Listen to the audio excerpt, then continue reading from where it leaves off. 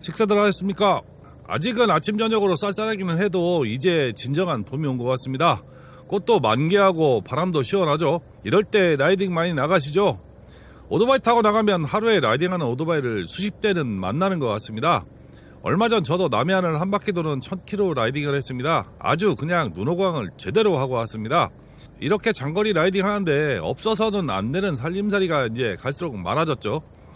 오토바이를 간단하게 수리하는 수리킷도 있어야 하고, 또 앉아서 쉴 수 있는 작은 캠핑 의자도 있으면은 여행이 훨씬 윤택해지는 것 같습니다.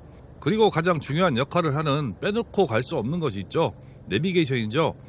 그 내비게이션을 대신하는 것이 스마트폰입니다. 요즘은 스마트폰으로 통화도 하고 사진도 찍고 맛집 검색도 하고 카드 대신 결제도 하고 내비게이션 역할도 하고 아주 다양한 임무를 수행하는 기특한 물건이 스마트폰인 것 같습니다. 전화기, 카메라, 컴퓨터, 내비게이션을 합쳐놓은 것이죠. 솔직히 20년 전에는 꿈도 못 꾸었고 10년 전에는 이렇게 다양하게 이용될 줄은 몰랐던 것이 스마트폰이 아닌가 합니다. 더 나아가서 이제는 없으면 안 되는 물건 중에 하나가 된 것이 아닌가 합니다. 근데 저 또한 스마트폰 의존도가 높은 편입니다. 여행할 경우에는 내비게이션 역할과 은행 업무, 전화통화, 문자, 사진 모두 스마트폰에 의지하고 있죠. 그런데 집안에 있을 때는 대신 훨씬 크고 잘 보이는 컴퓨터가 아직은 익숙한 편입니다. 이유는 간단하죠. 노안이 와서 스마트폰을 보려면은 돋보기를 써야 해서 번거롭고 화면이 작아서 보기가 불편한 것과 글자 입력 자판이 작아서 매번 오타가 나는데 이 또한 안 보이니 환장을 노르시죠. 이게 가장 걸림돌인 것 같습니다. 그리고 라이딩 할 경우도 현재는 스마트폰 내비를 이용하는데 과거에는 자동차 내비를 개조해서 사용하기도 했습니다. 저도 장거리 라이딩을 다니기 시작하면서 내비게이션이 꼭 필요했기 때문에 처음에는 자동차용을 그대로 브라켓만 개조해서 장착해서 사용했는데 금방 고장 나더라고요. 아마도 진동을 못 버티고 고장난 것이 아닌가 추측할 뿐입니다. 그리고 비 오면은 아주 쥐약이죠. 그러다 국내 업체의 오토바이 전용을 구입해서 사용했었는데 이게 그냥 차량용 내비게이션을 브라켓만 오토바이용으로 만들어 파는 것이라서 밝기도 부족하고 터치도 잘 안되고 형편없어서 떼어버리고 결국 스마트폰을 이용하기 시작했습니다. 그래서 해외 내비게이션을 좀 알아봤는데 수입산도 오토바이 전용이 있기는 했지만 국내에서 구입하기도 힘들고 가격도 엄청 비싼데다가 소프트웨어인 지도가 국내에는 적용이 안 되는 지도라서 소용이 없는 지도였습니다. 예전에 유라시아 자동차 여행을 꿈꾸던 시절에 한참 알아봤었는데 마젤란, 가민, 모모라는 회사에서 오토바이 전용이 나오기는 했지만 지금은 없어졌죠. 그때 당시 기계값만 100만원에서 200만원 정도 했고 지도는 한 장당 200에서 300불 정도 했던 기억이 납니다. 그런데 러시아만 6장 지도가 필요하고 유럽을 지나려면은 나라마다 지도가 있어야 하는 그런 시스템이라 포기했던 기억이 있습니다. 그러다 스마트폰이 나왔고 어플이 생기면서 이런 회사들은 전부 망하고 현재는 앱 어플 서비스만 하고 있는 듯 합니다. 그리고 스마트폰 내비를 초창기부터 이용을 했는데 스마트폰이 문제가 없는 것은 아니었습니다. 진동으로 고장나거나 화면을 계속 켜놓고 다니다가 보니까 배터리가 충전과 방전을 반복하다 스마트폰 배터리 수명이 짧아져서 배터리를 몇 번이나 교체하기도 했습니다. 거기다 스마트폰에 열도 많이 나고 생각보다 화면이 작아서 시인성이 떨어져서 보기가 불편한 면이 있었습니다. 간혹 충격을 많이 받으면 동영상이나 사진이 안 찍히고 작동 에러로 휴대폰이 막 리셋되는 현상을 겪기도 했죠. 한겨울에는 추워서 꺼지고 한여름에는 더워서 꺼지고 당해보면 환장합니다. 그러다 고장이라도 나면 수리비가 수십만원, 20-30만원 훌쩍 넘어가는 수리도 해야 했죠. 그런데 가장 크게 스마트폰 사용이 어려운 이유는 그게 아니었죠. 문제는 우리 중년의 노안입니다. 솔직히 50대 넘은 분들 중에 노안이 안 오신 분들은 없을 겁니다. 그런 분들 스마트폰 내비를 쓰면서 불편함을 느끼지 않는 분은 없을 겁니다. 돋보기 가지고 다니면서 목적지 입력하고 막 그러는 분들 많죠. 글씨도 잘 안 보이고 오타도 나고 막 그렇습니다. 저도 그렇죠. 저도 솔직히 잘 안 보여서 그냥 스마트폰 지도 그림만 보고 눈치껏 라이딩하는 편입니다. 글씨가 잘 안 보이니까 저는 목적지를 사전에 집에서 다 입력해서 라이딩 중에는 간단하게 최근 검색 이력으로 불러와서 검색을 합니다. 몸이 안 따르니 좀 부지런해야 하죠. 어쩔 수 없는 나이가 돼서 그런가 보다 하고 살고 있습니다. 그런데 점차 장거리가 늘고 독고다이를 많이 하다 보니까 좀 편하게 내비게이션을 이용할 방법이 없을까 하고 안드로이드 오토를 이용한 최신형 내비게이션을 알아보고 있었는데 지금은 중국산밖에 없어서 고민이 많았습니다. 거기다 중국산 내비게이션 대부분이 오토바이 전용이 아니라 자동차용의 브라켓만 바꿔서 오토바이용으로 파는 것도 많죠. 거기다 중국산 내비게이션은 막 느리고 중간에 연결도 끊기고 고장나고 막 형편없다는 그런 리뷰가 많아서 포기하고 있던 와중에 미국에서 오토바이 전용 내비게이션을 장착하는 회사인 카프라이드에서 협찬이 들어와서 리뷰를 해보았습니다. 오토바이 전용 내비게이션을 생산하는 카프라이드는 미국 회사입니다. 네, 오리지널 오토바이 전용이죠. 물론 자동차용도 만드는데 확인결과 오토바이용과 자동차용은 디자인 자체가 다릅니다. 중국산과 다르게 오토바이 전용으로 만든 오토바이 전용 제품입니다. 그리고 이 리뷰를 하는데 정말 고생이 많이 한 리뷰 중에 하나입니다. 제가 여태 제품 리뷰를 수백 번은 해봤는데 이렇게 고생한 리뷰는 처음입니다. 더불어 휴대폰까지 새로 바꾸고 쌩난리를 죽이면서 리뷰를 했습니다. 이유는 끝부분에 말씀을 드리겠습니다. 일단 언박싱부터 보시겠습니다. 카피어라이드 내비게이션이 저한테도 왔는데 언박싱을 해보기 전에 제가 먼저 뜯어봤습니다. 궁금하면 못 참아갖고 어제 1000km 라이딩을 하고 복귀를 했는데 택배가 와 있다고 메시지가 와서 들어와 보니까 택배가 와 있더라고요. 그래서 일단 어제 복귀하자마자 1000km 라이딩 하고 들어오자마자 제가 박스를 깠습니다. 먼저 깠고 확인만 해봤는데 박스는 이렇게 와요. 되게 작죠. 저렴하게 오죠. 뒤에는 속에는 이런 속박스가 제품 박스가 따로 있고요. 포장 상태는 밑에 완충할 수 있는 이런 포장지까지 오고, 이게 비닐 랩에 이렇게 씌워져 있는데 제가 어제 뜯어보느라고 랩을 깠어요. 먼저 어떻게 생겼나 보려고. 화면은 7인치짜리거든요. 완충 스트로폴도 있고요. 바깥에 외부 완충 스트로폴도 있고요. 내비게이션이 굉장히 크죠. 차량용 내비게이션인데 하고 똑같은데 차량용 내비게이션하고 좀 다르면은 얘는 방수가 됩니다. 근데 차량용 내비게이션을 오토바이에다 그냥 장착하시면요, 비 맞으면은 바로 그냥 아웃입니다. 어저께 댓글에도 제 내비게이션 다른 거, 만도 내비게이션 다른 거 옛날에 달고 다니던 거 7인치짜리 그거 영상에 댓글로 달고 나갔는데 첫날 비 맞아갖고 버렸다고 그 얘기 하시던데, 진짜 비 맞으면은 차량용 내비게이션은 그냥 한 방에 갑니다. 왜 그러냐면은 그 차량용 내비게이션을 보시면은 이 위쪽이나 아래쪽에 그 환기구가 뚫려져 있어요. 왜 그러냐면은 이 예전에는 이 영상 처리를 하는 그 반도체가 열이 많이 났기 때문에 이게 환기구가 뚫려져 있고, 어떤 거는 환풍기가 설치되어 있는 것도 있습니다. 팬이 설치되어 있어서, 그런 것들이 설치되어 있어서 속알맹이 이렇게 라이트 같은 걸로 비춰보면 다 속이 뻔히 보이는데, 그거를 오토바이에다 설치해가지고 비를 맞거나 그러면은 이제 절단 나는 거죠. 또 한 가지는 차량용 내비게이션은 진동에 되게 취약합니다. 오토바이는 진동을 계속 하는 물건이지만은 차량은 그렇게 실제적인 진동이 그렇게 강하지는 않거든요. 그래서 메인보드나 아니면 이런 설계가 아마 얘하고는 많이 틀릴 겁니다. 얘 같은 경우에는 여기 지금 보시나 모르겠는데 이런 단추나 이런 것들도 다 방수 처리가 돼 있어요. 그래갖고 이렇게 핏으로 다 잠겨져 있죠. 그리고 구멍이 아예 없어요. 아무것도. 하고 여기 뒤에 전선도 이렇게 방수 캡으로 다 돼 있고요. 전선 길기는 꽤 기릅니다. 이게 한 2m 정도 될 것 같은데, 2m면 뭐 충분하게 끌어올 수 있죠. 이거를 아마 배터리다 연결하시면 안 됩니다. 왜냐면 배터리다 직결을 하시면은 전원을 여기서 온오프 할 수 있기는 있는데, 일일이 온오프 하기가 되게 이렇게 쉽지를 않아요. 온오프 단추가 여기 되게 조그매요. 장갑으로 잘 꺼지지도 않고, 그렇기 때문에 온오프 하는 거는 좀 불가능하시고요. 키에 있는 메인 전원하고 연결을 하셔야 될 겁니다. 대부분은 이제 메인 전원을 따올 때는 어디서 따오냐면은 앞에 전구 라이트에서 따오죠. 이게 이렇게 그 전원 소비량이 많지 않기 때문에 메인 전원 중에서 데일리 라이트, 그러니까 항상 들어오는 전구에다가 연결해서 이걸 따올 수도 있고, 아니면은 자가 설치하시면은 그렇게 하셔도 되고, 저같이 이렇게 그 화석 오토바이 같은 경우는 자가 설치해도 상관이 없죠. 막 뜯어서 뭘 해도 상관이 없는데, 여러분들이 요즘에 나오는 수입 오토바이들은 대부분 자가 설치를 하시면은 서비스가 제한되는 메이커들이 상당히 많습니다. 특정 메이커라고 언급은 안 하겠습니다. 절대로 자가 설치하거나 전선을 까가지고 이걸 연결하거나 그러시면은 전기 서비스는 완전히 이제 워런티는 날아가는 겁니다. 그래서 절대 하지 마시고 이걸 가지고 가셔가지고 센터에 가서 하시는 쪽으로 하시고요. 일부 그냥 본인이 설치해도 되는 메이커들은 있습니다.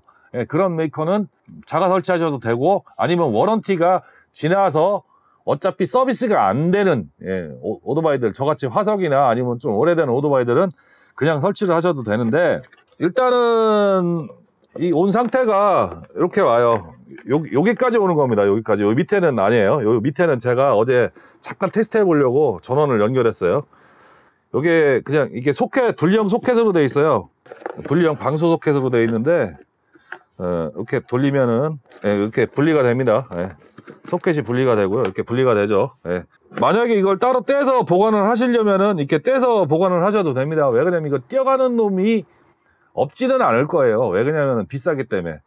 근데 이 제품은 좀 다른 게, 제가 따로 설명을 하겠지만은, 지금 중국산 안드로이드 내비게이션 나오는 것들이, 오토바이용으로 나오는 것들이 5만원에서 조금 비싼 거는 한 20만원까지 있기는 하거든요. 근데 제가 쭉 이걸 꽤 오래전부터 지켜봤어요. 이거를 미국 업체 중에 이런 거를 잘하는 회사가 마젤란이라는 회사가 있습니다. 예전에 그 내비게이션을 아주 오래전부터 GPS를 이용해서 내비게이션을 했던 회사 중에 마젤란이라는 아주 유명한 회사가 있고요.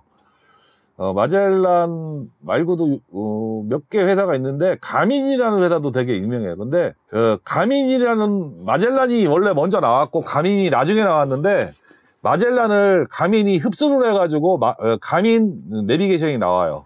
구글 기반의 내비게이션이 나오는데, 요즘은 이제 안드로이드 어플이 많이 나오니까 어플에서나 하든가 애플에서 이제 구글 지도를 다운받거나 아니면 구글 지도를 가공을 해서 여행자 전용 지도, 명소라든가 이런 데를 소개시켜주는 지도도 있고, 아니면 캠핑을 할 수 있는 지도, 아니면 호텔스닷컴이나 이런 트립 어드바이스 이런 거 지도를 활성화를 하면은 호텔이나 게스트하우스 이런 것들을 소개해드리는 지도들이 지금은 어마어마하게 많이 생겼잖아요. 그래서 그게 무의미해졌습니다. 아예. 스마트폰으로 하면 좋은데, 스마트폰이 가장 문제가 뭐냐면은 진동이죠. 첫 번째는 진동이고요. 그래서 스마트폰이 고장이 납니다. 특히 이제 전원을 연결하면 이 유선 커넥터가 고장이 나거나, 저같이 이제 그래서 무선을 장착을 했는데, 무선을 하면은 어떤 문제가 있냐면은 한여름이나 한겨울에 충전이 안 됩니다. 그러니까 한여름에는 열받아서 꺼지고요. 한겨울에는 추워서 충전이 안 돼요. 그래서 배터리가 앵꼬가 나서 꺼져요. 그리고 또 한 가지, 핸드폰을 계속 이제 활성화 시켜놓고 하루 종일 8시간, 10시간씩 운행을 하잖아요. 그러면 핸드폰을 나중에 이 거치대에서 뺄 때 되면은 만져보면은 거의 손을 댈 수 없을 정도로 뜨거워요. 요즘 핸드폰은 어떤지 모르겠는데 제 거는 그래요. 그래서 저는 밝기를 최소로 줄여가지고 보일동 말동 이렇게 하고 다니고 있습니다. 그리고 이렇게 보면 보이기는 하는데 잘 안 보이죠. 주광에서는 잘 안 보이죠.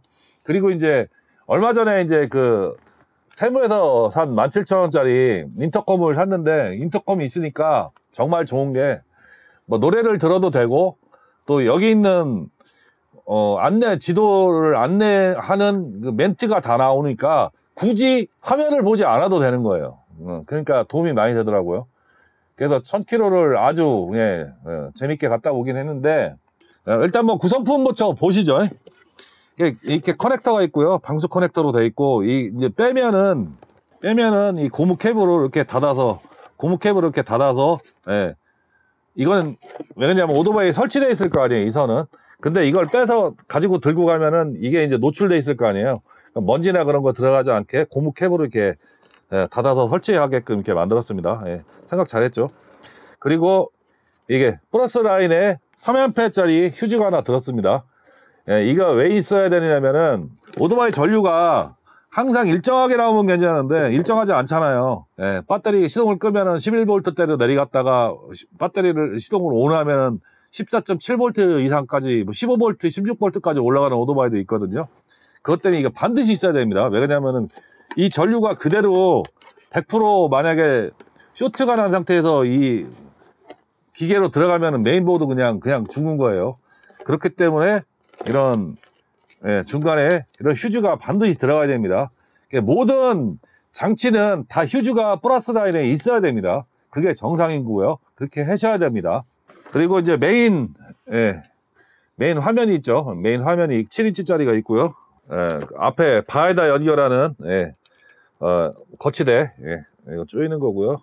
핸들 거치대나 이런 데다 이렇게 다루시는 건 이걸로 다루시면 되고, 아니면 이제 앞에 투어바가 있는 오토바이나 뭐 BMW나 아니면 일본은 투어바가 있죠. 앞에 윈드스크린 앞에 바가 있죠. 그 바에다가 이제 이걸 설치를 할 수 있게끔 돼 있는 거고, 그런 것이 없이 여기 그 백밀러에다 설치하는 방식이 좀 독특해요. 백밀러에다 설치하는 방식은 이런 네모난 걸로 돼 있거든요. 네모난데 가운데 요 구멍이 홀이 이렇게 파져 있는데, 이 홀이 백밀러 그 올라가는 그 지지대에 딱 맞게끔 돼 있어요. 그래 요거를 거기다 끼고서 거치대에 볼트를 빼는 겁니다. U볼트를 요걸 제거를 하면은 이렇게 장착을 하시면 되는 겁니다. 이렇게 U볼트를 빼고 이걸 이렇게 장착을 하는 거죠. 이렇게 U볼트 빼고서 이렇게 장착하시면은 딱 고정되게 그렇게 만들었습니다. 머리 잘 썼어요. 이 형태는 백밀러에 고정하는 게 보통은 이제 이렇게 한 개짜리 구멍으로 이렇게 니은자로 돼 있잖아요. 그게 사실은 힘을 못 받거든요. 덜렁덜렁해요.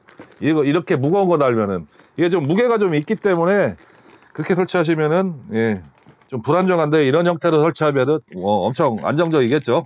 이거는 뭐냐면은 아까 그 커넥터 중간에 빼는 데 있죠. USB에 꽂아갖고 사용할 수 있는 커넥터입니다. USB 전원으로 사용하셔도 돼요. 메인 커넥터에다 사용하시면은 전원을 온오프와 자동으로 키하고 연동해서 온오프 할 수 있겠죠.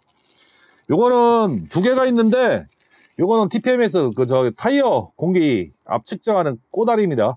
이것도 두 개 있고요. 그리고 아까 그 핸들바에다가 하는 볼트, 그리고 뭐 렌치 같은 이런 간단한 공구, 그리고 비상 휴즈 3A짜리 비상 휴즈가 있고요. 설명서가 있습니다. 단갑받다 영어죠. 대충 설명을 드리면요, 뭐 구성품이 이래요. 뭐 별거는 없습니다. 뭐 다 거긴 구성품이고 다. 그런데 문제는 그러면 연결을 해서 잠깐 뭐 시연을 좀 해볼까요? 뭐 설치하는 거는 다른 유튜버가 동영상으로 뭐 했는데, 가급적이면은 메인 전원 키에다가 온오프 시키면은 바로 브루투스도 뭐도 다 연결이 동시에 됩니다. 그렇기 때문에 메인 키에다가 연결하시는 게 제가 보기에는 정답일 것 같습니다. 배터리를 마이너스를 딱 꽂으면은 바로 이렇게 기동을 하죠. 보통 로딩 시간이 좀 길거든요. 왜 그러냐면은 여기 이제 이거를 내비게이션이라고 보시면 안 되고요. 예전에 내비게이션, 우리 이제 차에다 달고 있는 내비게이션 있잖아요. 그거하고는 완전 다른 개념이에요. 개념이 다릅니다. 내비게이션은 메모리로 거기다가 지도를 넣어가지고 그거를 내비게이션 기기 본체에서 GPS를 읽어서 화면에 표시해주는 형태라고 보시면 되고, 이거는 그게 아니고 우리 갖고 다니는 태블릿 있잖아요. 태블릿이라고 보시면 돼요. 그러니까 와이파이 되는 태블릿이라고 보시면 돼요. 지금 온이 된 거거든요. 저 안쪽에 이게 가동이 됩니다. 그래서 아이플레이, 안드로이드, 그리고 오디오 출력, 설치 부속은 뭐냐면은 TPMS 공기압 측정, 그리고 고도, 방향, 방위각 이런 거. 그리고 제가 글씨를 지금 한글로 바꿔놨어요. 그러니까 설정에 들어가시면은 뭐 간단합니다. 여기 보면 언어 이렇게 돼 있어갖고 언어 그냥 한국어 찍으면 되거든요.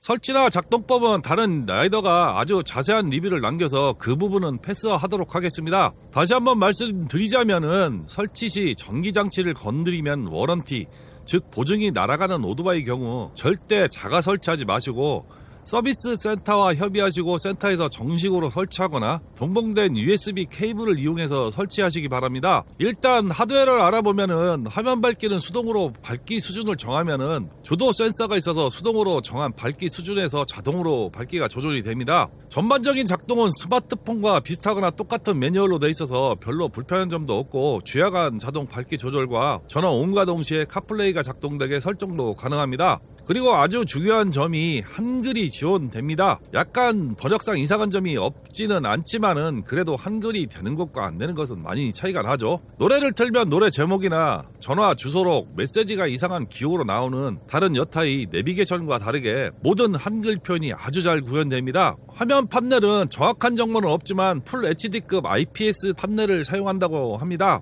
요즘 오토바이에 설치된 TFT 계기판과는 다른 색감과 밝기, 응답력, 명암비, 시야각, 색감 비교가 안 되는 패널이죠. 패널 가격도 많이 차이 나는 것으로 알고 있습니다. TFT가 우월한 것은 전기를 조금 먹는다는 것 뿐인데 카프라이더는 USB 2.0 소켓에서도 잘 작동될 정도로 전력 소비에 관한 문제는 없었습니다.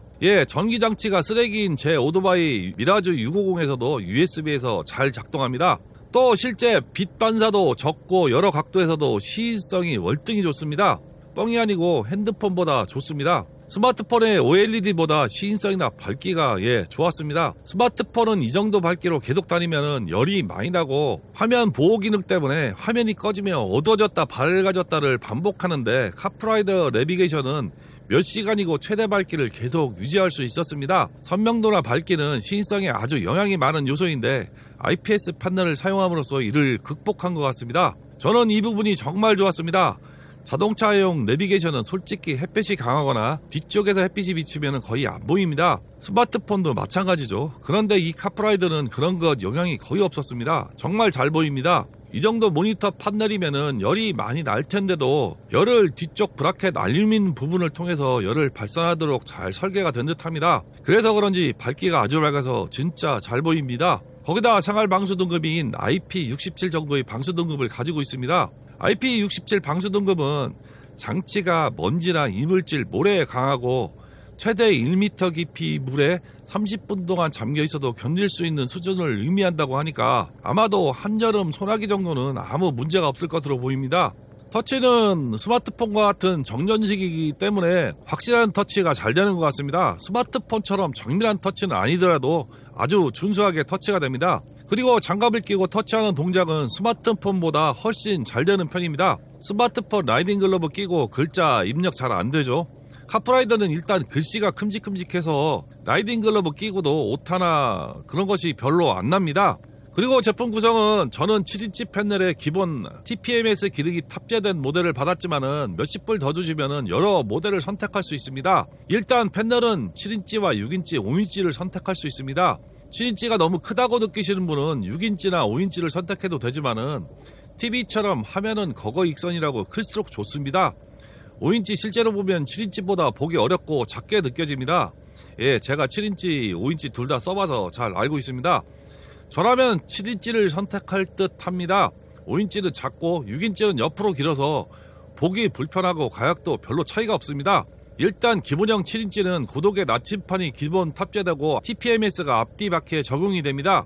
또 이 채널 블랙박스가 포함된 모델도 있습니다. 한 50불 차이가 납니다. 한국 돈으로 한 5만원 차이죠. 쓸만한 블랙박스도 3-40만원 하는데 이거 같이 있으면 땡큐죠. 메모리 카드는 256기가까지 들어가는 걸로 알고 있습니다. 메모리는 직접 사서 끼워야 할 겁니다. 제 것에는 안 들어있더라고요. 또 환영할 일은 BMW GS 전용도 있습니다. BMW GS 전용은 적용 기준은 잘 알아보시고 판단하셔서 구입하시기 바랍니다. GS 어드방에 기본 포함되어 장착되어있는 내비게이션 있죠. 국내에서 작동시키면은 맨 바탕에 점만 나오는 내비게이션인데 이게 가격이 아마도 한 300만원이 넘을 겁니다. 여러분이 산 오토바이 가격에 포함되어 나오지만은 내비게이션 기능은 쓰레기죠. 지도가 독일 전용 지도가 포함되어 있기 때문에 국내에서 지도가 없어서 그럴 겁니다. 이거 쓰는 분 거의 못 봤습니다. 그러니 휴대폰을 장착하는 키트도 나와서 휴대폰이나 타블릿으로 개조해서 달고 다니는 것이 한참 유행하기도 했었죠. 그런데 이런 어드방 내비에 장착된 브라켓을 이용해서 카프라이더를 설치할 수 있는가 봅니다. 홈페이지 확인해 보면은 어드방 전용 브라켓이 포함된 내비가 있습니다. 다만 가격은 일반 내비보다는 약간 비싸긴 한데 유용할 것 같습니다. 확인해보시고 구입하시기 바랍니다. 만약 기존 브라켓을 이용한다면 대박이죠. 어드방에서 이용할 수 있는 일부 소프트웨어나 TPMS, RPM 정보나 차량 정보가 호환되는 듯하고 핸들에 장착된 다이얼과 연동도 되는 것 같습니다. 그리고 단점이 없는 것은 아닌데 일부 스마트폰은 이용이 제한될 수 있습니다. 특히 4G폰 쓰시면은 호환이 거의 안 될 겁니다. 제가 그래서 이 카프라이드 내비게이션 때문에 스마트폰을 바꿨습니다. 그래서 속이 많이 쓰리고 리뷰를 하는데 고생이 많았습니다. 출혈이 큰 만큼 수수료 받아서 보충이라도 하게 여러분 많이 사주셔야 합니다. 제발 부탁드리겠습니다. 그리고 5G 스마트폰 쓰셔도 안드로이드 11 이상에서만 작동하기 때문에 소프트웨어 업그레이드 하시고 사용하시기 바랍니다. 현재는 안드로이드 12까지 업그레이드가 된 상태입니다. 이 정도면 대충은 말씀드린 것 같습니다. 현장 테스트 보시겠습니다. 네, 오늘은 대청댐을 나가고 있습니다. 왜 나가느냐, 꽃도 만개했고요. 또 내일은 비가 온다고 그러네요. 오늘 4월 10일인데 비 온다고 그래서 비 오기 전에 만개한 모습을 카메라에 담을 겸 해서 나가고 있습니다. 그리고 오늘 주된 목적은 제가 한 일주일 됐나? 일주일은 안 됐고요. 며칠 전에 카프라이드라는 업체로부터, 이게 미국 업체입니다. 이게 유튜버 이웃분들 중에서도 몇 분이 이걸 뭐라고 하나 리뷰를 하셨던데, 저도 이제 협찬이 돼서 리뷰를 하려고 지금 나왔는데, 제가 그 친구들보다 리뷰가 늦은 거는 여러 가지 이유가 있습니다. 이건 참나. 오늘 아침부터 또 개빡시게 작업을 했는데, 이 카프라이더 앞에 좀 저기 뭐라고 그러나요? 배달라이더 틱 한가요? 화면이 시원시원하죠? 글씨가 큼직큼직합니다. 잘 보이죠?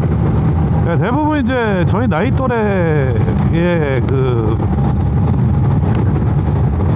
한 50대가 되면은 대부분 노안이 있어갖고 핸드폰이 잘 안 보이죠. 스마트폰이.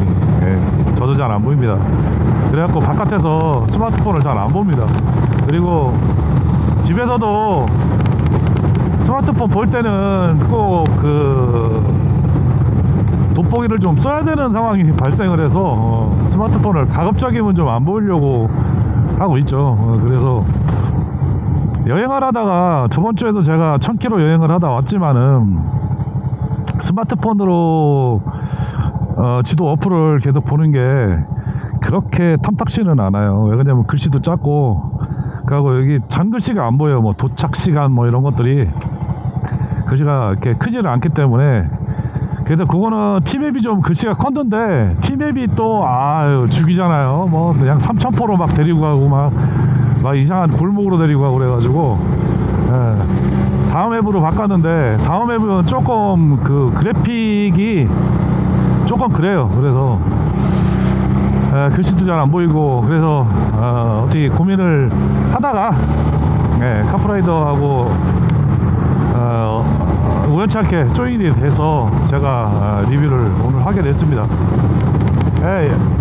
글씨 큼직큼직하고 시간도 잘 보이고 그러니까 뭐 무지하게 좋습니다. 일단은 스트레스가 없어요. 글씨가 크게 보이고 지도가 넓게 보이니까. 그런 것도 좀 있고, 또 한 가지 이제 검색하는 것도 되게 이제 쉽게 검색을 하고 있을 수 있죠. 왜 글자판이 큼직큼직하니까 이것도 또 터치도 됩니다. 음악을 들으면서 이렇게 저기도 할 수 있는데, 지금 이게 아무것도 안 나오는 이유가 있습니다. 왜 안 나오냐면은 제 폰이 깡통입니다. 그래서 지금 아무것도 안 나오는데, 여기 음악이 핸드폰에, 스마트폰에 들어있으면은 아마 음악도 똑같이 플레이해서, 지금 저는 이 인터컴으로 듣고 있어요. 지금 대청댐을 찍고 가고 있는데 인터컴으로 지금 듣고 있으니까 뭐 들리는 것도 잘 들립니다. 이상 없이 뭐 카플레이라는 게 안드로이드 오토도 이것도 마찬가지지만 똑같이 그냥 핸드폰을 밀러링한 거기 때문에 핸드폰 기능을 여기서도 그냥 똑같이 사용할 수 있는 거예요. 근데 이제 얘하고 핸드폰하고 차이는 뭐냐면은 얘는 통신 기능이 없습니다. 그냥 밀러 기능만 하는 거예요. 그러니까 여러분들이 태블릿 많이 쓰시잖아요. 그 태블릿에 와이파이 받는 태블릿이 있을 거예요. 거의 그거하고 유사하다고 보시면 돼요. 블루투스만 연결하시면은 자동방으로 그냥 다 연결되고요. 인터컴도 얘하고 연결을 그냥 하시면은 얘에서 검색을 하시면 인터컴이 자동으로 연결되는데, 문제는 뭐냐면 인터컴이 아마 2채널도 연결이 되는 인터컴들이 그렇게 많지 않을 겁니다. 인터컴은 다 1채널이기 때문에 인터컴은 연결하실 때는 핸드폰하고 연결을 먼저 끊으시고 그 다음에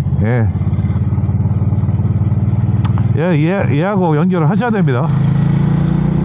그래서 핸드폰에 블루투스를 끊은 상태에서 얘하고 핸드폰을 안드로이드로 연결하고 얘하고 인터컴을 블루투스로 연결하셔야 됩니다. 그래야지 통과가 됩니다. 저도 멍청하게 몰라가지고 얘하고 하는데 얘하고 연결이 안 돼갖고 집어 던질 뻔했습니다. 그리고 여러분들이 이걸 선택을 하는데, 저 같은 경우에는 지금 기능이 있는 게 뭐가 기능이 있냐면은 TPMS 공기압 조절하는 기능이 있어요. 그래서 앞바퀴 뒷바퀴 공기압이 얼마나 되는지 그거를 확인을 할 수가 있고요. 그리고 핸드폰이 지금 깡통이라 갖고 내가 뭐 보여드릴 수 있는 게 없네. 진짜 짜증나네. 핸드폰이 음악이고 뭐고 뭐 깔린 게 없어가지고 지금 보여드릴 수 있는 게 없기는 한데, 하여튼 기능은 다 됩니다. 차에서도 다 되니까 당연히 여기서도 되겠죠. 그리고 소소한 기능들은 아마 다른 유튜버들도 많이 얘기하셨는데, 밝기라든가 이런 것들은 조절도 다 됩니다. 밝기도 뭐 충분하고요. TFT나 뭐 그런 게 아니기 때문에 굉장히 밝아요. 선명도도 높고 반사도 잘 안 됩니다. 핸드폰하고 지금 핸드폰은 반사가 많이 되는데 얘가 반사 안 되죠. 그러니까 위에 햇빛 가리개가 또 일부 쓰여져 있기 때문에 굉장히 잘 보입니다. 그리고 사이즈가 7인치입니다. 얘 같은 경우는 SD카드 슬롯까지도 방수가 돼요. 그래서 뚜껑을 나사를 이렇게 쪼이게 그끔 돼 있고 모든 게 다 방수가 되기 때문에 비 맞고 눈 맞고 뭐 그래도 아무 상관이 없습니다. 또 한 가지 장점은 뭐냐면은, 여러분들이 핸드폰으로 계속 그 지도를 띄워놓고 간 상태 여행을 하다 보면은 나중에 사진을 찍거나 뭐 이러거나 아니면 음악을 듣다가 음악까지 같이 이제 커넥팅 된 상태에서 뭐 사진을 찍거나 그러면은 음악이 끊어지거나 뭐 막 그런 불상사가 있을 수가 있습니다. 저도 그러더라고요. 음악을 안 듣고 그냥 내비만 띄워놓고서 보통은 그냥 뭐 다녔을 때는 몰랐는데 음악까지 들은 상태에서 사진을 찍으니까 동영상이 안 찍히더라고요. 그래갖고 동영상을 몇 개를 놓친 그 화면이 있는데, 하여튼 그렇습니다. 그렇기 때문에 그런 거의 불편함이나, 또 한 가지 여기다 핸드폰을 계속 장착해놓고 다니면은 핸드폰이 빨리 망가집니다.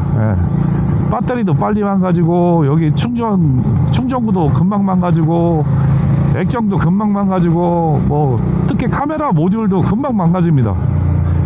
거기다가 계속 화면을 보고 있기 때문에 어떤 게 있냐면은 화면에 또 잔상도 남을 수 있고요. 또 한 가지, 핸드폰이 무지하게 뜨겁습니다. 나중에 뭐 손을 댈 수 없을 정도로 뜨거워지죠. 그러다 보면은 그게 핸드폰이 그러면은 좋을까요? 절대 안 좋죠. 절대 좋을 수가 없어요. 그렇기 때문에 핸드폰의 내구성을 위해서라도 이런 거 하나 쓰시는 게 훨씬 더 유리하실 겁니다. 가격이 얼마냐? 우리나라 돈으로는 환율에 따라 왔다리 갔다리 하기 때문에 300불 언저리입니다. 그래서 제가 할인 코드를 띄워드릴 거예요. 할인 코드를 띄워드리면은 그 할인 코드를 입력하시면은 훨씬 더 저렴한 가격에 살 수 있고요. 할인 코드를 제가 부여받는 거는 뭐 테무에서도 제가 할인 코드 부여받았잖아요. 그거는 저한테 영향가가 하나도 없습니다. 땡전 한 푼 떨어지는 게 없습니다. 네, 여기는 할인 코드를 부여해서 여러분들이 제 할인 코드로 이 내비게이션을 사면은 일정 부분 조금 저한테 뭐 준다고 합니다. 일단 뭐 할인 코드 쓰시면은 할인이 한 뭐 20%인가 30% 된다고 그러니까 할인 코드를 꼭 써서 구매하실 분들은 구매를 하시면 좋겠습니다. 뭐 돈이야 뭐 얼마나 나오겠냐마는 주면 저도 고맙고 땡큐지만은 이렇게 제가 그래도 열심히 이렇게 받아서 하는 거는 뭐냐면 저도 물건을 써보기도 하고 이렇게 리뷰하면은 라이딩 하시는 여러분들한테 진짜 도움이 되시는 분이 한 명이라도 있으면 다행인 거예요.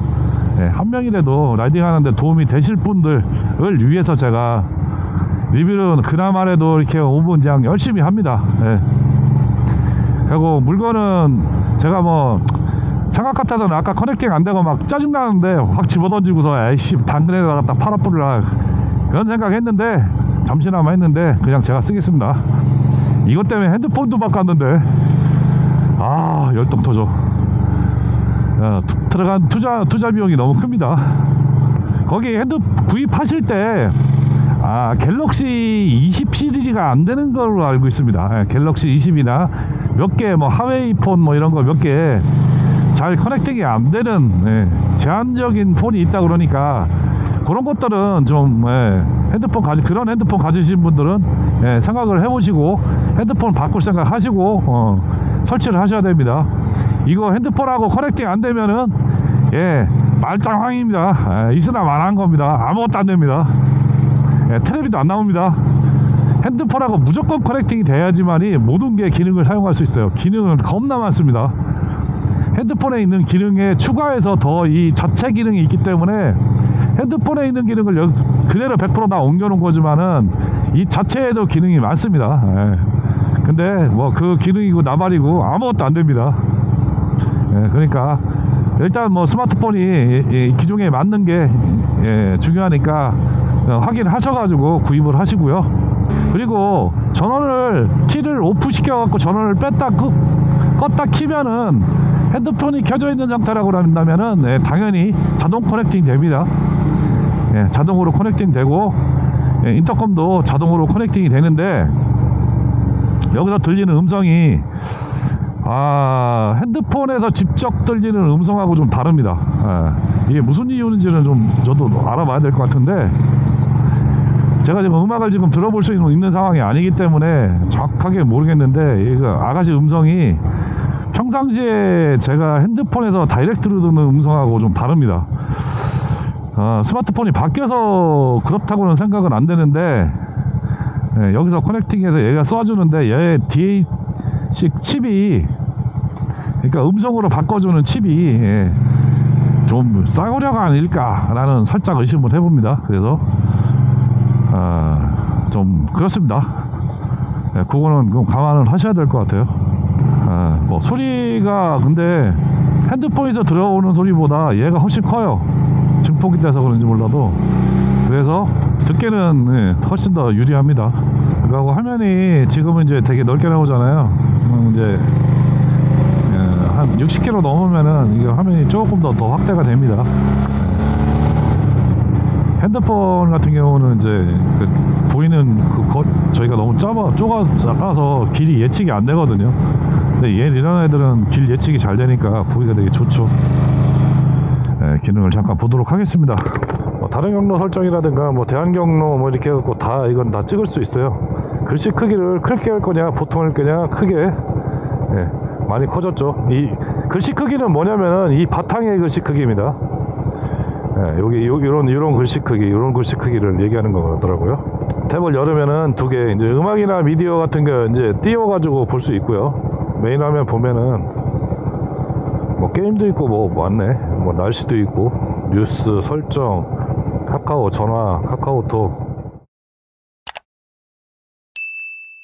정리하겠습니다. 제가 드리는 할인 코드 쓰시면은 30% 할인된 금액으로 구입이 가능합니다. 그리고 벼룩의 눈만큼 수수료가 저에게도 들어옵니다. 그래서 할인 코드 써주시면 감사하겠습니다. 그래야 할인율도 높은 이 시국에 여러분 출혈을 약간이나마 극복할 수 있습니다. 중년에 아주 시원하고 큰 시원한 화면의 내비게이션을 이용하고픈 분들에게는 이 카프라이드는 아주 좋은 선택일 겁니다. 가격은 250불에서 400불 정도 합니다. 지금 달러가 고공행진을 하고 있어서 구입 금액이 30만원대 50만원대로 약간 있긴 하지만은 중국산과 차원이 다른 빠릿빠릿 작동이 되는 내비게이션입니다. 그래서 꼭 할인 코드를 사용하셔서 좀 할인 가격에 이용을 하시기 바랍니다. 할인 코드를 적용하지 않으면 가격도 가격인데 300불 넣으면 관세도 붙어서 통관이 되기 때문에 꼭 할인 코드 사용하시기 바랍니다. 그리고 그룹 라이딩 로드를 많이 사거나 장거리 라이딩을 즐기는 라이더, 독고다이 라이딩을 즐기는 라이더라면은 충분히 투자할 만한 가치가 있다고 봅니다. 화면이 아주 시원하고 터치도 잘 되고 일단 화면 전환이 스마트폰과 동일하게 빠릿빠릿 움직이는 게 이게 최대 장점 같습니다. 중간에 끊기는 현상도 없고 한번 커넥팅 시켜서 블루투스만 연결하면은 전원을 껐다 켜도 다시 바로 연결이 원활하게 되는 아주 빠릿한 내비게이션입니다. 중국산과는 아주 차원이 다른 똑똑한 내비라는 점, 그리고 안심하고 오토바이에 사용하도록 설계됐다는 점이 아주 큰 장점이죠. 이제는 우리 중년도 나이가 있다 보니까 신체적으로나 정신적으로 따라주지 않는 부분이 분명히 있습니다. 저도 그렇고요. 이런 것을 극복하기 위해서는 편리한 기능이 있고 편하고 잘 보이는 기기를 들여야 합니다. 결국 장비빨로 극복해야 할 때가 지금이죠. 그래야 더욱 안전하고 즐거운 라이딩을 할 수가 있습니다. 따뜻하고 라이딩하기 아주 좋은 계절이죠. 카프라이더와 더욱 안전하고 즐거운 라이딩 하시기 바랍니다. 이상 카프라이더 스마트 스테레오 안드로이드 오토 내비게이션에 관한 리뷰를 마치겠습니다. 다들 안전하고 즐거운 라이딩 하시기 바랍니다. 시청해 주셔서 감사합니다.